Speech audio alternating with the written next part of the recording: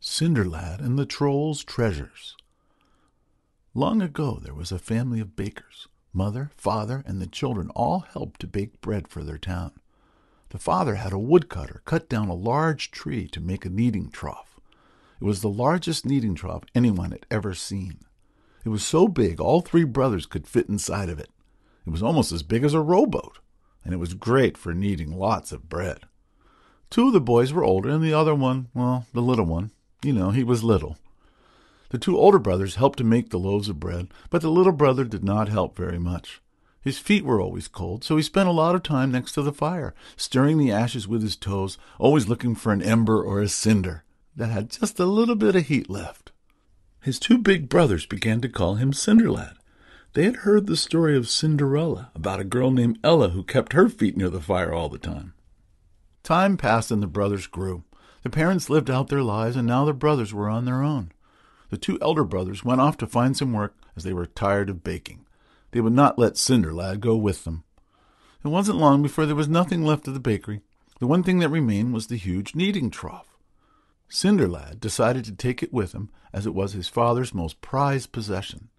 He headed out into the world. The two older brothers went to the king's castle and soon found work. One helped the gardener, and the other helped in the stables, caring for the king's horses. It wasn't long before Cinderlad came to the castle. At first there was no work for him, but because he was so pleasant and likable, the cook allowed him to carry wood and water for the kitchen. The two brothers did not like it that Cinderlad had followed them. They really didn't like it that all the king's servants liked him and not them. So they hatched a plan to get rid of him. Nearby the castle was a wide river. On the other side of the river lived a huge troll. The troll had robbed and pillaged and had many, many treasures. The king could look out of his castle window and see the troll. One of the troll's treasures was a brace of 7 silver ducks. Oh, how the king wanted those ducks. One day the brothers told one of the king's servants that their brother Cinderlad could easily steal the troll's ducks. Soon the king heard about this, and he was brought before the king. The king inquired of him, "So you think you can pinch the troll's ducks?" The boy replied, "I never said that I could." The king ordered, "Well, you shall go steal them anyway." Cinderlad then requested, "Well, if you give me a bushel of wheat and a bushel of rye, I might just be able to get those ducks for you." The king did just that, and hoped the boy would catch the ducks.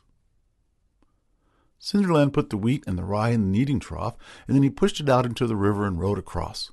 The brace of ducks was out on the shore, and the troll was nowhere in sight. He began throwing some grain on the beach. The ducks quickly gobbled up the grain. Cinderlad kept throwing more, and all the while leading the ducks closer and closer to the kneading trough. Soon he had them in the trough and was rowing back across.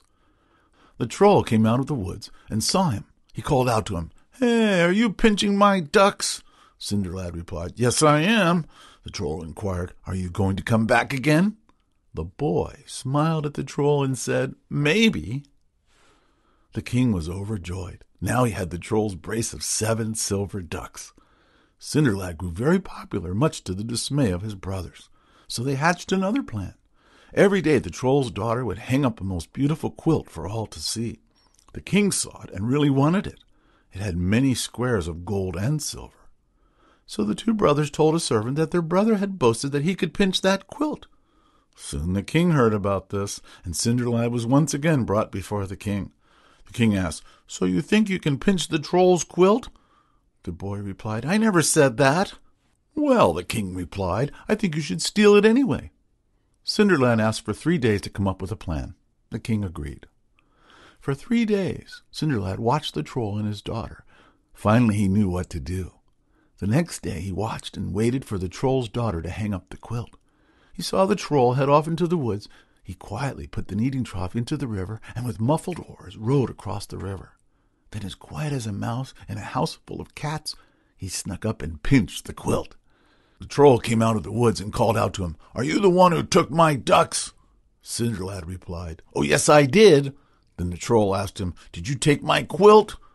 Again he replied, "Oh, yes, I did. Why don't you come and get it?" The troll walked up to the water's edge but would go no further. Even trolls know if they get wet, they will melt into goo. The king was thrilled at his new treasure. Cinderlad was even more popular than before. This dismayed his brothers. So once again they plotted. They told the king's servants their brother was so brave he could go right into the troll's house and steal his magic harp.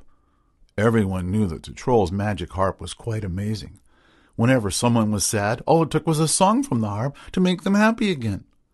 The king had heard of this magic harp and really wanted it. The king called for Cinderlad to come to the throne room. Once again he inquired, "So you say you can pinch the troll's magic harp?" Once again Cinderlad replied, "I never said that." But the king insisted he try. Cinderlad requested a week to come up with a plan. The king agreed. Once again he watched the troll and his daughter. He watched him day and night and day. He noticed that the troll and his daughter could not see very well. Finally, after a week, he had a plan.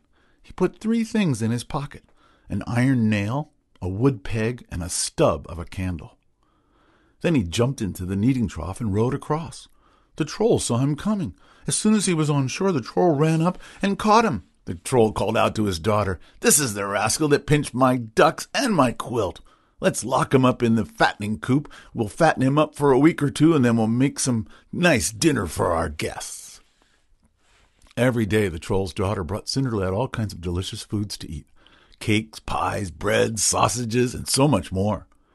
After a week the troll told her, "Poke the little thief on the finger and see if he's fat enough." She came to the fattening coop and asked him to hold out a finger. Cinderlad held out the iron nail. She poked it with a pin and he cried out, "Ouch!" She told the troll, "His finger is still too hard. We better fatten him up for another week." So she kept bringing him all kinds of food to eat. When the week was up, the troll told her to check and see if he was fat enough. She told him to hold out a finger. He held out the wooden peg. She poked him with a pin and he cried out, "Ouch!" She told the troll, "Well, he's still hard, but not as hard as before. Maybe 1 more week." So she kept feeding him all kinds of delicious foods. At the end of the week, she came to him and asked him to hold out a finger. This time Cinderlad held out the stump of a candle. When she poked it, he cried out, "Ouch!" She told the troll, "He's ready now. Not too hard, not too soft." The troll told her to cook him well, 1/2 to be boiled and the other half to be baked. The troll went off into the woods to invite his guests to a special feast. The troll's daughter began to sharpen a knife. Cinderlad queried, "Is that knife sharp enough?" The troll's daughter couldn't tell. Cinderlad told her, "Let me sharpen it for you." She gave him the knife and the sharpening stone. He made it very sharp. Then he asked her, "Let me test this out on one of your hair braids." He cut it off, and she began to turn very red. Then he cut the other one off. This made her so mad she burst into 2 pieces. Cinderlad put on her clothes and used her hair braids as he disguised himself to be the troll's daughter. He cooked up the troll's daughter, half boiled and half baked. When the troll and his guests arrived, the food was set on the table, and the trolls began to feast. Cinderlad sobbed, pretending he was sad. The troll thought it was his daughter. "Why don't you go play the harp? That will make you happy." Cinderlad took down the magic harp and began to play. All the trolls were happily feasting. He kept playing and walked out the door. Then he ran to the kneading trough and jumped in. He threw off the troll's clothes and hair. He rode as fast as he could. The trolls came outside and saw him. The troll asked, "Are you the one who pinched my ducks?" Cinderlad replied, "Oh, yes, I did." Then the troll asked, "Are you the one that pinched my quilt?" Once again he replied, "Oh, yes, I did." Then the troll saw the harp. He said, "Did you steal my harp?" Cinderlad held it up for him to see. Then the troll asked, "Didn't I just eat you?" "No," replied Cinderlad, "you ate your daughter." The troll and his guests got so mad, they turned very red and then burst. Cinderlad rode back to the troll's house. He loaded up all the gold and treasures he could fit in the trough. He gave the harp to the king and some treasures to everyone. He was even nice to his brothers.